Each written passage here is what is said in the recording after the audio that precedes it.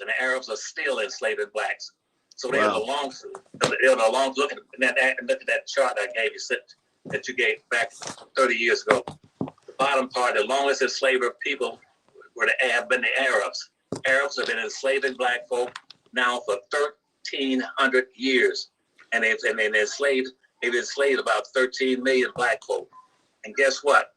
And then those black folks, they're still enslaving blacks in Sudan, Ethiopia, and Mauritania. And what they're looking for now is, instead of gold, it's black gold. It was black gold initially when they called blacks slaves black gold. Now they're looking for the oil in the ground. So right now, the Arabs are after Sudan, Ethiopia, and Mauritania to take them over, and so they can get the oil. And yet, I wonder, why would any black person want to be identified with Arabs? Well, in Afghanistan or any Muslims moving to America, they have never have a taste for black folk. They don't even accept black folk as being of Arab descent. You got a lot of blacks there. So at the bottom of that chart, you should see Africa on there, and Arabs. Arabs have been enslaving blacks now for about 1,300 years. Okay. Well, let me mention this then, Dr. Anderson. And by the way, we're reading Dr. Anderson's book, Black Labor, White Wealth. We're on page 83. And if you want to, we've done a bunch of these meetings. I think we've done about 12 of them now. So if you go to the drboycebookclub.com, you can actually find the recordings of everything that we've done to this point. And and so we're doing a deep dive of this book. So anybody that wants to know how this works, we meet every Wednesday night at 8:30. You can sign up at blackkeystogreatness.com. That's blackkeystogreatness.com to come to the book club. Now, to come to the book club, the only thing I ask you to do is make sure you get copies of Dr. Anderson's books. You can go to powernomics.com. That's powernomics.com. And remember, the holidays are coming. Get your family gifts that have value. Don't get them a bunch of nonsense. Get them, I think Powernomics books, Dr. Anderson's bundle pack is a great gift for you to give to other people. We got to start giving each other the gift of knowledge instead of giving each other worthless consumer items that put wealth in the hands of other people. Let's support the things we believe in, but also support our loved ones by giving them knowledge. Okay. So so table 5 on page 83, Dr. Anderson, you rank different countries based on two things. One, the harshness of slavery. How harsh was your slavery?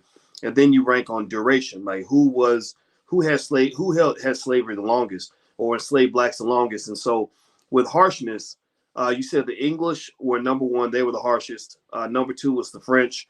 Number 3 was the Dutch. Number 4 was the Spanish. Number 5 was the Portuguese. Number 6 was the Arabs. So it seems to me that even though the Arabs had the slaves the longest, they had the least harsh system. And even though the British had the slaves for the shortest amount of time, they were the most harsh. Is there anything you want to add to that chart? Everybody wants to see it's on page 83 of Black Labor, White Wealth. What do you think about that, Dr. Anderson?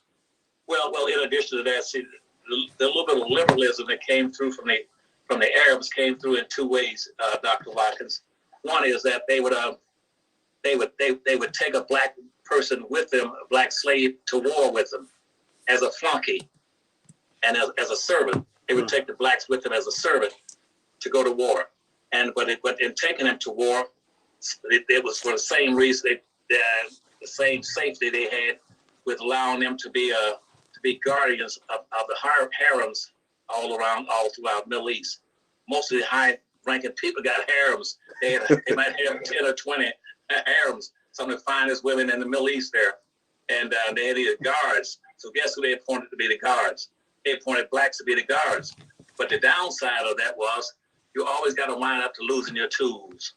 And so they castrated all the blacks that they slaved into those countries. Ooh. And they castrated them, but they made them harems, guards around the harems, so they be with all those women all day long and all night. That's as far as they could go. And so that they're still doing that in many of those countries.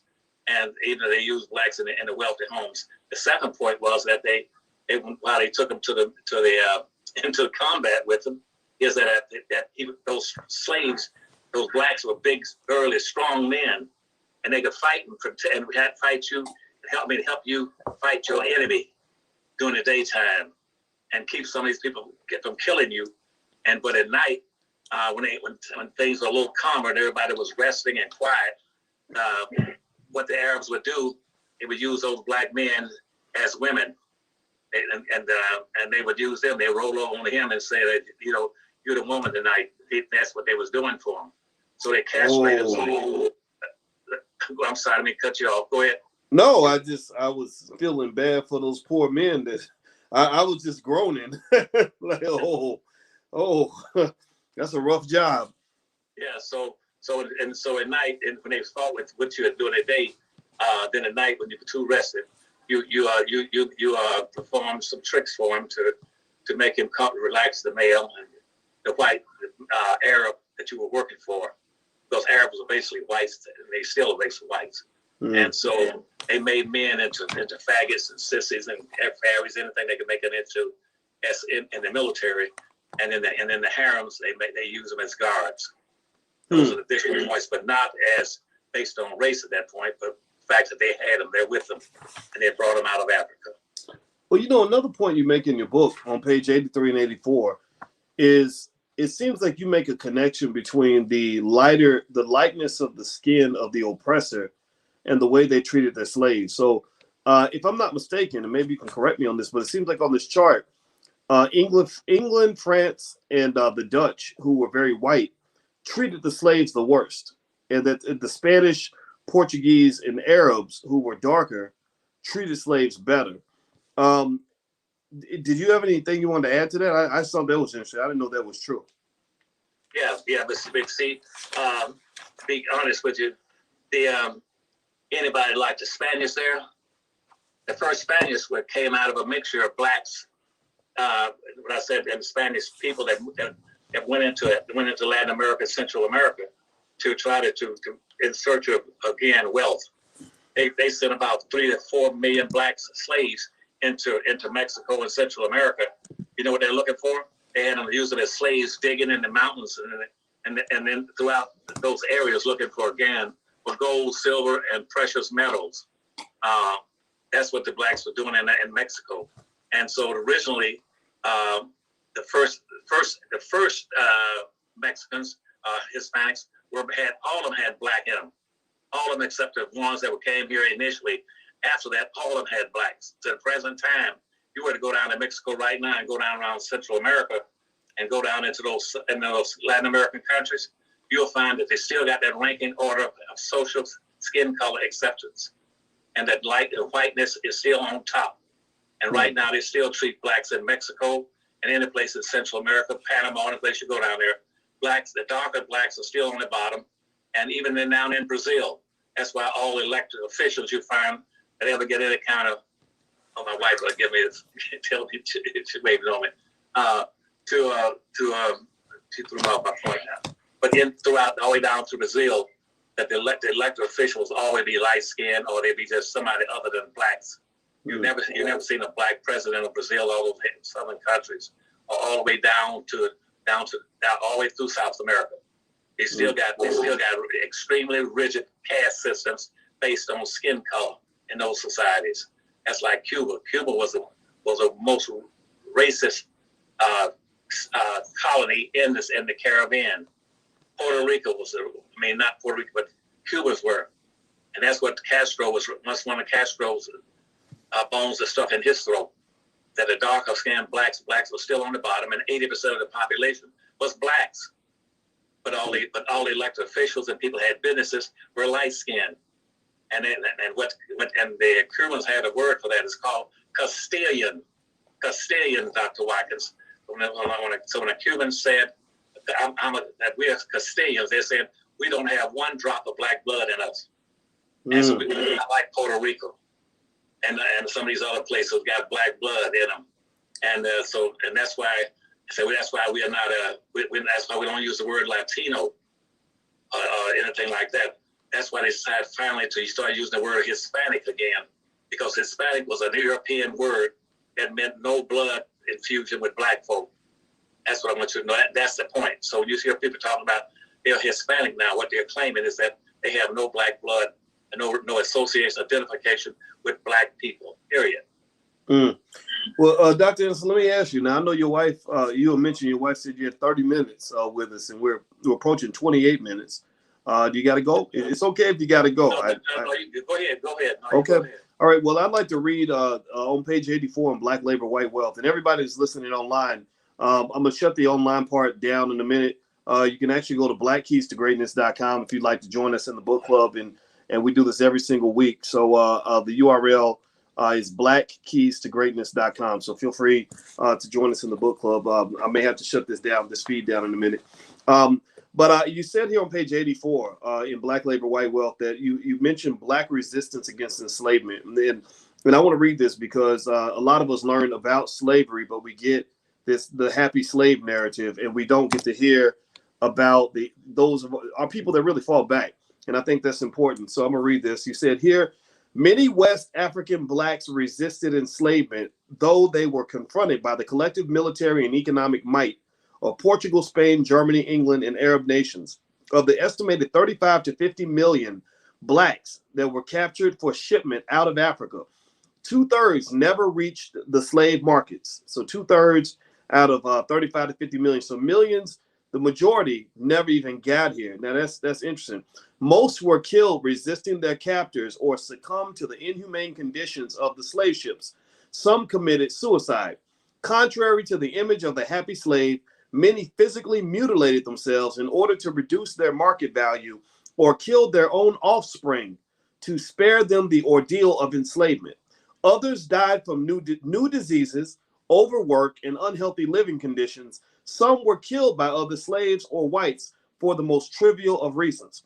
Slave rebellions tended to be less drastic. For instance, some rebel slaves simply impeded the work process by breaking work tools, feigning illness, running away, and refusing to work. Some sought their freedom and revenge by setting fires to plantation buildings and the master's houses. There were so many incidents of poisoning that many states passed laws prohibiting Blacks from working in and around drugstores or supplies. Though it was a capital offense for Blacks to defend themselves or strike a white person, there were about 150 to 200 organized slave rebellions. Unlike the Indians or the Mamelukes, Blacks eventually accepted slavery and complied with societal laws that forbade self-defense, insurrection, and attempts to escape. They acquiesced, then appealed to white conscience and morality in hopes of getting whites to end slavery. Even today, Blacks use the same technique, trying to overcome the legacies of white racism, abuse, and exploitation. It is clear that new methods must be employed. Most Black appeals to the moral conscience of white society have fallen on deaf ears. John Locke, a prominent philosopher, summarized many whites' feelings about the plight of Blacks when he said that an abused or enslaved man had the moral obligation to take up arms in defense of his own freedom, even if it meant his death. In short, it is not white society's responsibility to be both the exploiter and the savior of Black people. Can I get an amen to everybody in the audience on that last sentence? It is not white society's responsibility to be both the exploiter and the savior of white people. Dr. Anderson, please take over. Thank you for this paragraph. Okay, that was a big paragraph where you read. Yeah, I got into it. I was pumped up. It's crazy. We think white people gonna save us, and they're the one who locked you up in the first place. That's the craziest thing I've ever seen. Go ahead, Dr. Anderson, please. Okay, thank you. Then let me try to wrap it as fast as I can because, see, what I've said to Black folk in over 60 years, all the way back to the Civil Rights Movement, is that you have to understand that Black folk right now don't have they don't have the commitment right now to free themselves. They've always had the capabilities to be able to do it if they wanted to, but I told you they won't do it. And the best example I could give to you, I told you about in Korea, the difference between soldiers who would fight during the day and fight all night, again against the Chinese, the Russians, and the North Koreans that were coming over the hills every morning, blowing horns and shooting rockets and bullets. And we would have soldiers that we later on call them turncoats, some called turncoats, and some of them just chicken out. But you go out there in the morning and you hear the bugles blowing, and then you're blowing out, and half the damn buildings go, and you say, what all that? You say they're coming. and you go outside and you say, now they're shooting like crazy, and you got to run low and keep low, and all of a sudden bullets are hitting the wall, bouncing off, and you find, you look down and you see some of your soldiers on your team, your American teams, and they be laying down in a gully or hide behind a tree or a brick wall, and they be laying on their rifle. I had a rifle just laying down beside them, and you go to say, hey, get up, get your ass up and start shooting, fight back. What they would tell you then, that tells you got to be crazy, because if I shoot back, that might make them mad. See, and so you have to figure out. So you got to be. It's a twisted logic that they use. They use the same thing with whites. When you ask black folks, why don't you get up and fight back? They can't figure out. No, that if I don't agree with whites and what they want to do, or if I don't go request permission from them to do it, if I want to march and demonstrate, I better go downtown and ask white folks, can I get a pass or permit to demonstrate?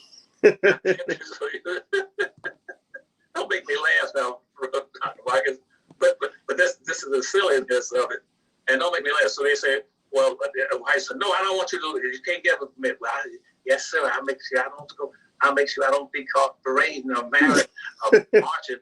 And so the logic never made any sense to me. But that's inappropriate behavior. Inappropriate, and blacks have always been labeled with a burden, I should say, with inappropriate behavior patterns. When they would do things against themselves. That's why I told black folk from day one that slavery could not have lasted 2 months in America, Dr. Watkins. If one thing had happened, guess what it is? I know you probably not, and that's not fair to ask you that, because I wouldn't expect you to know that, but I'll have to ask you just so I really want your audience to hear the question.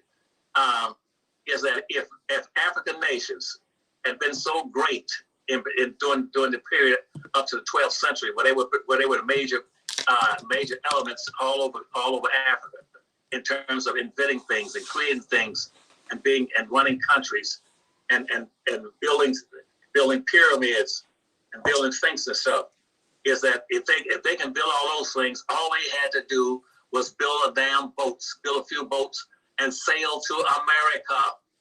And at that time until about 1766, black folk made up 50% of the population of the United States. All they needed was the Indians to join them, and to be able to help them, they could run the whites back to Europe.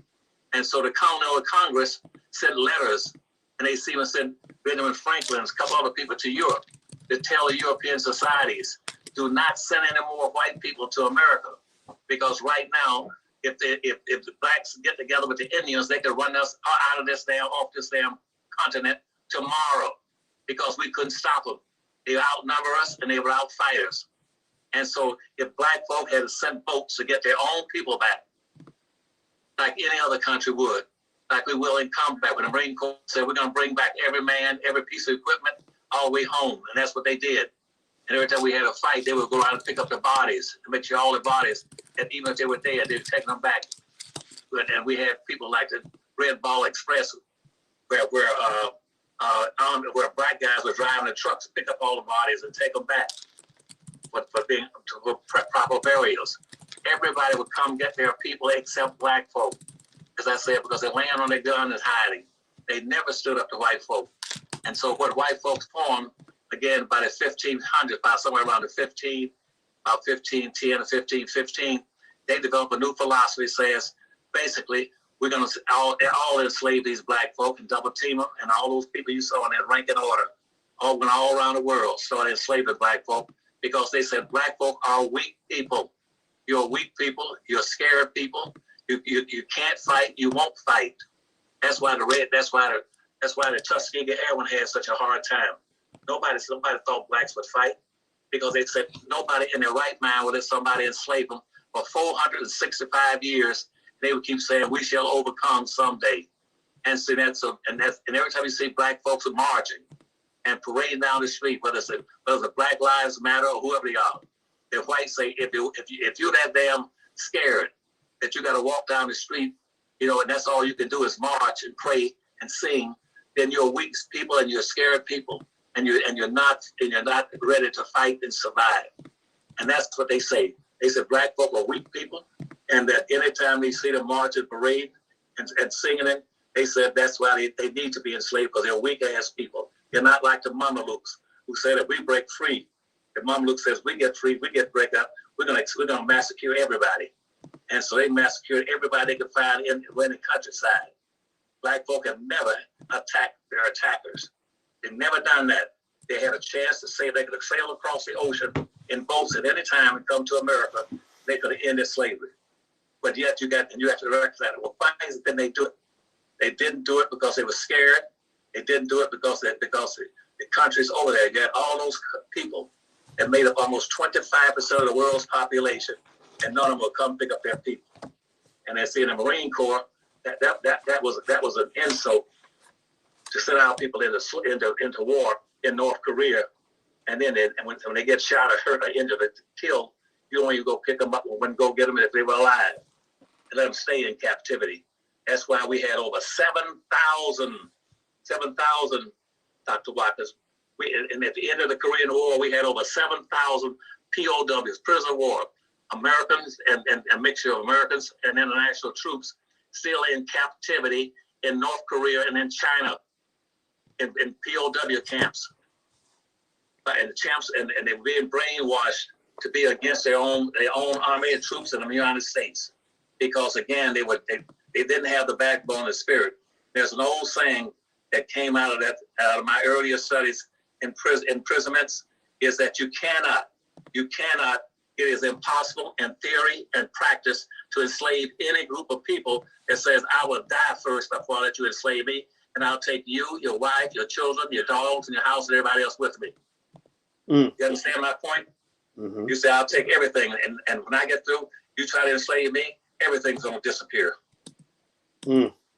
Well, you know, I think that's I mean that's really a word that I think we have to kind of make sure we all internalize that, because it's in such contradiction to the way we get congratulated for being so peaceful and so forgiving and all this other stuff. Compromising, acquiescing, butt kissing, chicken licking, finger licking, anything, and we take pride, and those are the models we have.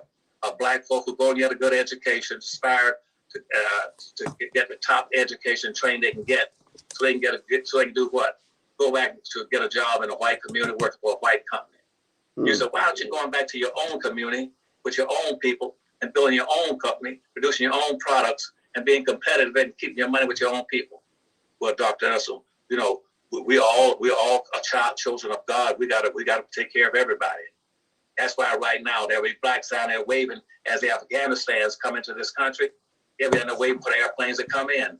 They don't know that all those people coming to America are coming here to replace them, to overrule them, to subordinate them based on skin color. All those people being brought into this country, what they call Hispanics. I just told you about what they call Hispanics, Afghanistans, or Vietnamese, or Philippines, anybody going to call them. They all are passing as whites.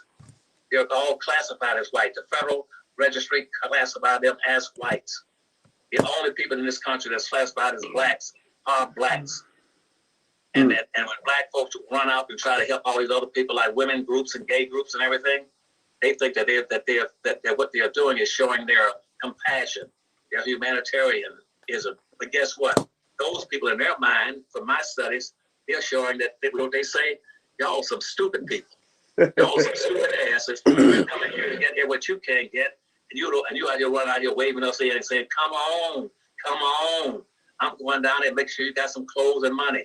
Come on, get on welfare. Come on. And those people, I've done this. Like I said, when I was president and governors and I did research, and when I ran campaigns, they said, Dr. Anderson, there are some dumbasses. They said, they're not compassionate. They think they're being compassionate, but we're here to take them out. There are 3 books right now that are very popular in the Hispanic community. They said black folks' days are over in this country. That's why we're going to knock them out of second place as citizens in the year 2000. And by 214, they're going to be permanent underclasses. And by 240, when the Asians and the Arabs get together, they're going to be 4th-class citizens. They said, because you all are dumb. You don't want to save everybody. You don't see the Jews running out trying to save the Baptists and the Catholics and the Mormons. Nobody does. You see American Indians coming off the reservation, running around trying to make room for everybody. Did you see the Indians out there waving Afghanistan's in? It is embarrassing to me. And I've been embarrassed for 60 years fighting this fight. But I'm just about, as I said, I'm about ready to throw my hands up and surrender too. And lay on my damn gun. Well, don't lay on your gun, Dr. Anderson. I think that I know you've woken up a lot of people, and actually everybody. I think that we just finished chapter 4 in Black Labor, White Wealth. We're on page 86, and I'm thinking rather than even beginning into chapter 5, which is going to be a great chapter. The title of the chapter is Why Blacks Cannot Emulate Ethnic Immigrants. Rather than beginning, I think that really continuing and finishing on this note is a good move. And so I want everybody to know that we meet for this book club every Wednesday night at 8:30. You can sign up if you haven't joined. You can also get access to the life class by going to blackkeystogreatness.com. That's blackkeystogreatness.com. Somebody please type that in the chat so other people can see it. Also, Dr. Anderson is coming to the All Black National Convention, where we are gathering to formulate solutions and plans and policies for our people in every area, from health and relations to health, relationships, politics, economics, everything, family structure. We've got about 40 experts. Dr. Anderson is one of several. Nuri Muhammad, John Boyd is actually all of 9 of his children run a business together, and they're world famous now as performers. And they're going to teach the Black family plan, how they did their sense of family. So we're going to talk about growing your own food, all these things that people need to know if you're trying to get off the grid, get out of the system. So Dr. Anderson, and before I remind everybody about powernomics.com, did you have any thoughts? Because it sounds like your wife is letting you know this. Your time's up. Is it? Yeah. Okay. Yeah, go ahead. I've been giving her hell all day about how I didn't feel that well going to a doctor again. But the bottom line of what I was saying, let me embed it into their minds. Let me embed it this way. They're saying that slavery would not have lasted 2 months if all the African nations had, at that time, they made up something like maybe about, somewhere around 30% of the world's population. If they had just made their boats and sail right across the Atlantic Ocean and rescue their people. Nobody will let you take 10 or 12 or 15 million people out of their country and kill them off and hold them there in slavery for all those hundreds of centuries, and you don't do a damn thing about it, don't even go get them. And that's why whites said it, because they're that dumb. They should be enslaved. They should stay in slavery.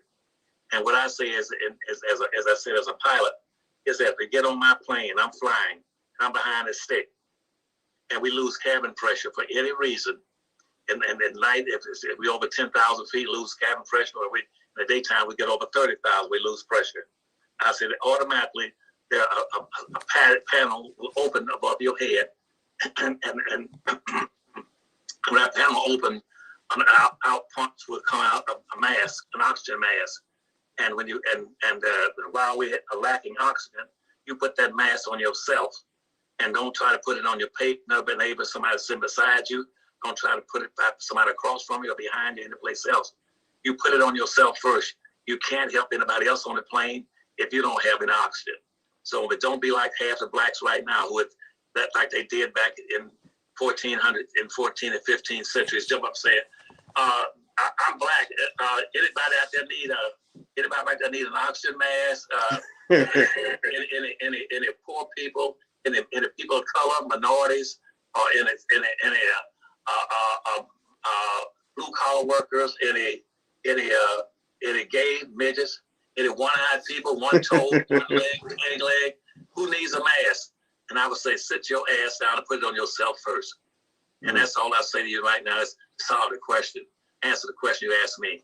We could have done it. We haven't done it. And they said, no, it's inexcusable that a group of people of a certain color complexion has been able to allow somebody to enslave them and subordinate them, exploit them, misuse them, abuse them, exclude them, and displace them for 465 years. They still saying, I belong to the Democratic Party and the Republican Party, when neither party's ever done a damn thing for them. They've never had not one white politician in the history of this nation who's ever come out and said, I'm going to do this strictly and solely for black folk, to take the legacies of slavery off their backs and shoulders as mandated by the 13th, 14th, and the 15th Amendment and the Civil Rights Laws of 1865. Not one has ever done it. And the one black president we had, even he didn't do it.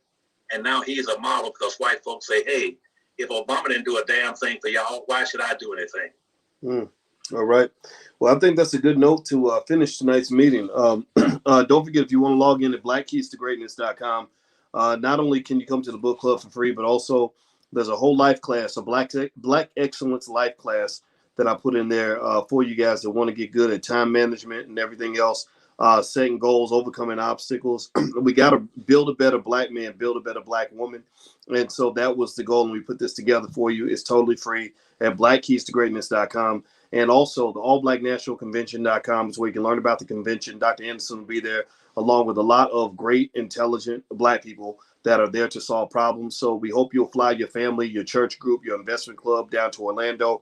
If you were looking, we're still open for volunteers, open for vendors, open for corporate sponsors. If you black sponsors, black-owned businesses, we don't let any of the mainstream corporations sponsor anything. But if you have a black-owned business, you want to be a sponsor, we have sponsorship slots that are available. The Black Business School is the primary sponsor of all of this. Lastly, Dr. Anderson's books. Everybody, I'm asking you, I'm being very direct and asking you to consider going to powernomics.com and buying the bundle pack for your family for Christmas. A lot of y'all already own the books. A lot of y'all are reading the books. I think that's great. But now it's each one teach one. Black economics needs to become the second religion. Powernomics was referred to, I think, by Ebony Magazine, if I'm not mistaken, Dr. Anderson, as the economic Bible for black people. So the same way we got a Christian Bible, we got the Muslim version of the Bible, the Quran. We need an economic Bible, and I nominate Powernomics in books like Black Labor, White Wealth as our economic Bibles. So I hope you will consider going to powernomics.com and ordering those books now before the holiday season hits and it gets real busy, and ordering and giving them away to your relatives. Because at the All Black National Convention, all of our VIP guests, or a big chunk of them, I think the people that get certain passes are all going to get free copies of Powernomics. At my wedding, I gave away copies of Powernomics. And I did that because I don't want to give you something stupid. I want to give you something that's worthless. I want to give you something that's going to make your life better. And I encourage you to embrace these principles, because that's what's going to make things better for you and your family and for our community. So, Dr. Anderson, I want to say thank you very much for an excellent conversation. I appreciate it. Thank you. And I looked at saw a few comments from some of your listeners, and they said some nice things about both of us. And tell them I appreciate that and I love them for it. And one of my greatest weakness on this earth, besides the physical things and the medical problems I might be having, is my love and compassion for black folk. I just hate for people to beat up on black folk. And all my life since I was a little boy, I always loved black folk. I love the camaraderie, the communities, and things that we used to do when we used to be with each other. And I wish we could go back and rebuild these communities that I suggest to you, because that's your only hope. Without a community and without a sense of community and an economy in it, where you're buying and supporting your own people with your own products, services, goods, you won't make it. And right now, as I said to you, many years back, we got a major economy, a downsizing coming up. We're going to have a big economic drop. And that's going to do it. And I told you when I talked about the 4 horses of the apocalypse, remember that? And I said the last horse is going to be the black horse. After I went through but every horse was far from everything from the brown horse to the white horse to the red horse to the black horse. The black horse comes through, and the black horse is here now. And when the black horse shows up, just like it does in the Bible, that we're going to have viruses up to googobs, all kind of viruses, and alternatives to those viruses. And you're going to also have, following those viruses, you're going to have water shortages and food shortages. They're coming. And right now we have a lot of starving people. And I told blacks a long time ago, prepare to take care of yourself. Put the mask on yourself. Quit going around. If you see anybody spending all their time trying to save minorities and poor folk and people of color, I want you to go into business making some signs saying, I is a member of a stupid group, and put a stick it on the bumper of their car. And please don't put black on it, because I don't want to. I'm black and I love being black. But but that's what they need. They need some bumper stickers saying, "I is stupid," and say it like that. "I is stupid." I still love the Democratic Party better than I love my own people. I love the Republican Party better than my own people. And Democrats have enslaved black. They're the first people to enslave blacks. They've been enslaving blacks folks for the first up until 1860s. It was the Republic. It was the Democrats. Republicans tried to help black folk. A few radical ones, not all the Republicans, just a very few. They helped them for 10 years, and it lasted for about 20. Then by that time, the Democrats had taken them over again. And you're right back now. That's why Biden could have helped these blacks start a railroad line that bullet train running from South Carolina to the west out to California. So he's putting up $81 billion, not trillion, $81 billion to the good old boys and the Amtrak. And not one time in history has black folk ever owned any infrastructure. And now he's going to put that book, and then he's going to tell y'all, come out here and vote again so we can keep running the government. I wouldn't vote for a damn Democrat or a Republican for any reason. I would vote for a black party. That's why in the Powernomics book I said, get yourself a national black party, and that way tell all the other people, and you vote as a block. And you tell the entire nation, and you tell and all those people overseas will go with you too, and say we will vote for whoever, regardless of color, pink, yellow, green, or polka dot. We will vote for whoever promises the most and delivers the most to black people in America, not to anybody else, not to short, tall, Afghanistan, midgets, humpbacks, any other body. Just that. They don't do that, say I'm not voting anymore. And I ran campaigns for governors and presidents and all the rest of them. I was saying, and I don't hold back on this, I probably ran more damn campaigns than any other black person I could think in America. Okay, and I was been at the highest levels in state politics and federal politics, and that's the way the game is played. Play the game to win. Don't play just to play and lose every damn time. Take care of it. I love you, and tell your people I'll look to hear from them, and tell them to buy those books and make their friends buy them, and make those book selection committees in every state, and start putting some of those damn books into the schools so black kids have a snowball's chance at least to be able to survive. Okay? All right. Well, thank you very much, Dr. Anderson. And I'll let you go ahead and go and tell Mrs. Anderson and everybody I say hello. All right. So everybody, real quick, just as a quick mandate, I want us to make sure that we have some marching orders as we leave this week's book club meeting. Don't forget, you can go to blackkeystogreatness.com and log in and get access to our Wednesday meetings every night or every Wednesday night at 8:30. That's when we meet for the book club. In case you're new, that's what we do. If you want to see all the recordings of every book club lecture we've done to this point, I think we're up to about maybe 10 to 15. We're adding every week. You can go to drboycebookclub.com. That's drboycebookclub.com. There is a small fee, and that's because we're raising money in the Black Business School because we're going to buy buildings and land and property and expand. That's where that money's going. Plus, the All Black National Convention is going to cost somewhere around $100,000 or so. We kept the cost down, but this came from the Black community, and we're getting this done. And we have 40 experts of all different fields for everything from health to relationships to wealth to everything crypto. We got crypto experts coming by. We have medical experts coming in to talk about the jab. You know what I'm talking about? We've got people coming in that are experts on educating children. We have a whole curriculum for children. We're also going to have some fun. We're going to have a B1 ball and an awards ceremony and all these things. What we're doing is we're developing infrastructure. You see, this is something we have the talent to do. Black people are the smartest, most well-trained, most highly educated group of people ever, in my view. And we've got some really smart people in our community who just have to be reconditioned to say, instead of me bringing my best and my greatest intellect to build things for them, I'm going to bring that back and build things for us. So we're calling on all the teachers and the doctors and the engineers and the lawyers and the therapists and everybody else to come down to Orlando. It's the weekend of October 29th through November 1st. And we're going to spend 4 days. It's going to be 4 days of clear, unapologetic Blackness, but not no just radical rah-rah stuff, but literal problem solving, bringing people together, forming solutions, talking about families. John Boyd, who's the father of Victory Boyd, she just She's in the news. She's a Rock Nation singer. She's such a great singer. Jay-Z heard her sing one time and signed her on the spot. That's how great she is. Well, their whole family, there's 9 of them. They all work together as a family, and they formed a group called Infinity Song. And John, I asked him, I said, how did you get your whole family, 9 kids, to all work together to form a business together and to get along? A lot of families I know can't even work together because they lose a lot of wealth and a lot of opportunity because they can't get along. Well, he said, I have a whole plan. I have a whole blueprint for how you structure your family in that way. And I said, would you teach that at the convention? So we're not just talking about, the standard stuff. We're digging deep into every single thing that has harmed the community, every single thing that has drained wealth. We're talking about therapy. We got therapists coming down. We're talking about marriages failing and the trillions of dollars we lose just from our relationships falling apart. All that baby mama, baby daddy stuff, that's very expensive. That costs your family. It costs your community. It traumatizes your children. So we're just there to solve problems. We are the think tank.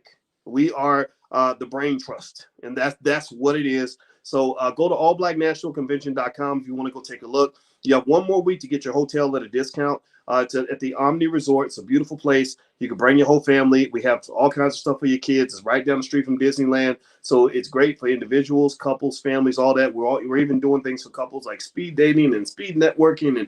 And then we do cryptocurrency and stock market investing, how to grow your own food, how to shoot a gun, how to build wealth, just everything in between. So allblacknationalconvention.com. That's my pitch. I'm going to keep giving it because we're really trying to do this thing.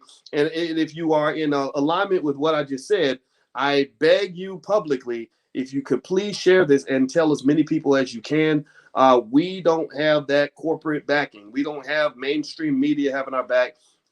We just got y'all, right? So I'm asking you to consciously and directly take some part in helping to distribute the messages from the platform, let them know what we got going on, bring in the people that are looking for solutions to come down to Orlando with us and be a part of this, okay? So anyway, last but not least, use that hashtag B1. Tell us what you're doing. Remember, we're not just here to yap and talk. We're here to do things, right? So I want to know what you're doing. I want to know about your business. I want to know about your family, how you're raising your kids. If you got a 5-year-old that's learned, how to buy stocks, use the hashtag B1. Do a little video with your child or a picture or a statement or anything about what you're doing with your kids, and use the hashtag B1. Use it on Twitter, Instagram, Facebook, and YouTube. And then everyone who wants to be part of that community, click on the hashtag and congratulate and support and encourage everybody who's doing it right. Everybody who's, if you love a Black woman, hashtag B1. Talk about how great your wife is. If you are raising your son to be a leader, hashtag B1. Show how great of a leader your son is. You have a Black-owned business, hashtag B1. Tell everybody about your business. You got to advertise anyway, right? Do these things so that we can remain connected, so we can really do this. We have the solution. The solution's there. Ain't nothing to it but to do it. Okay. All right. So speaking of doing it, I'm about to get up and go. Health is wealth. My wife is waiting on me to take my big fat butt out to go running. Well, I'm not as fat as I used to be because I've been running every couple of days. So I'm gonna go do my run. So it was great to see everybody. God bless you. Please have a good evening. And I will see you guys very, very soon. You hear from me every day. You will hear from me tomorrow. Love you. See you soon. Peace.